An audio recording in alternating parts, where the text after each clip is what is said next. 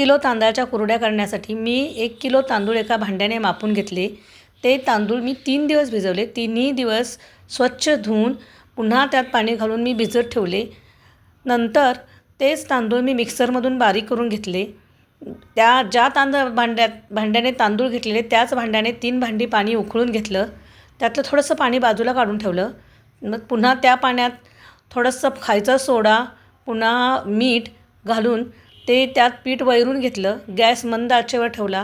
पुन्हा ते पीठ पूर्ण भांड्याच्या कडा सोडेपर्यंत शिजवून घेतलं. झाकून ठेवलं. पुन्हा त्यातलं थोडंसं पीठ पाण्यात टाकून घेतलं.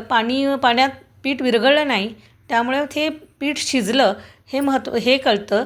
पुन्हा हे कुरड्या मी एकदम कडकडीत वाळवल्या. 4 दिवसानंतर ह्याच कुरड्या तळून बघा, खूप सुंदर आणि खुसखुशीत लागतात.